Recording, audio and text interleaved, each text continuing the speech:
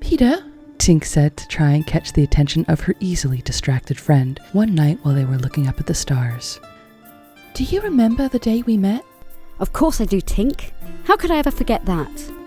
The day Peter had met Tinkerbell, he had been standing on his balcony, fearing that all the magic would soon drain from his world, when suddenly, out of nowhere, right before him was standing a person with beautiful wings.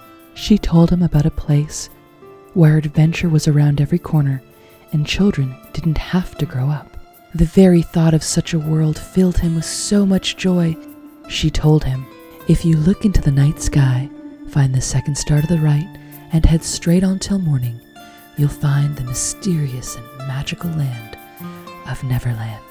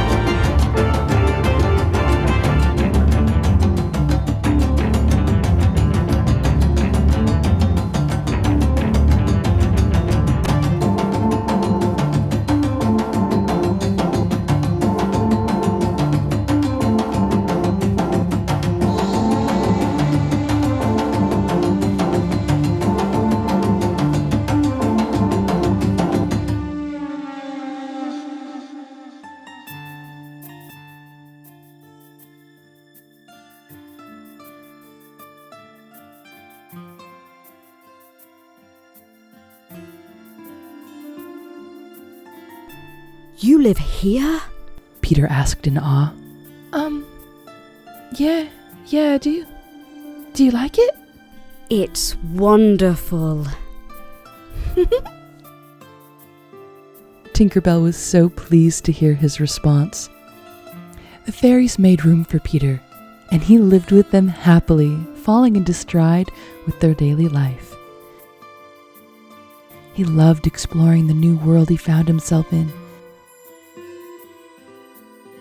He and Tink searched for treasure, digging in the beach, swimming in the ocean,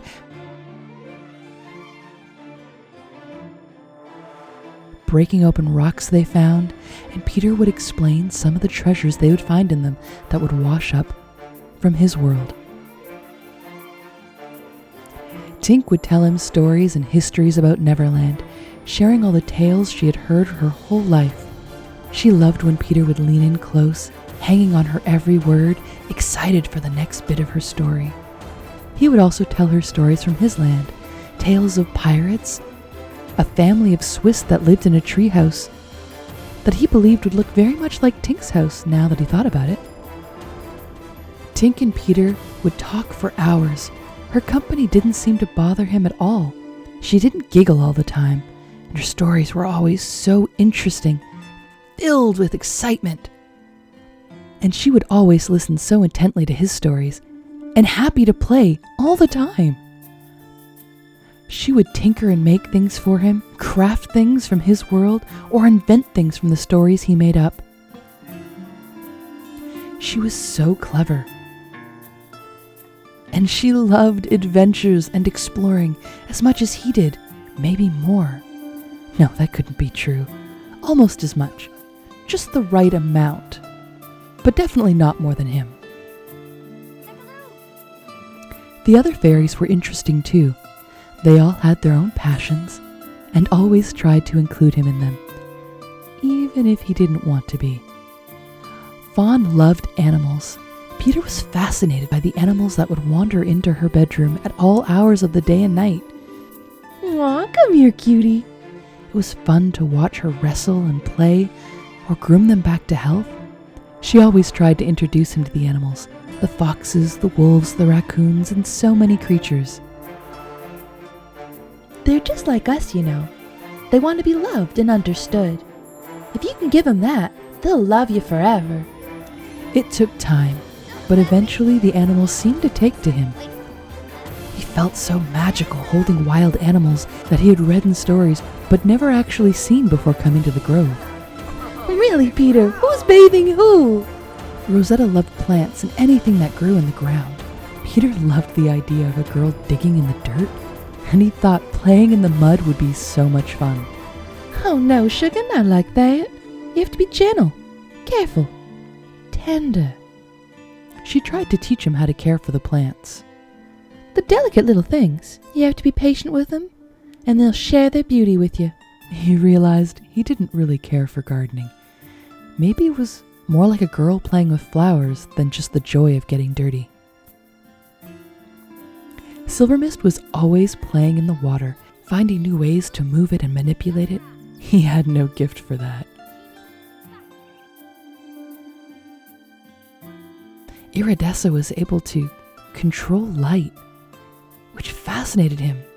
Or you'd think it would. But in the end, it didn't interest him at all.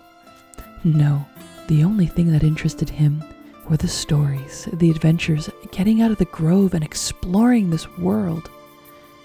He enjoyed his new life and his time with his friends. Every day was new and exciting. He was always meeting new people, hearing their stories, finding out what magic they possessed.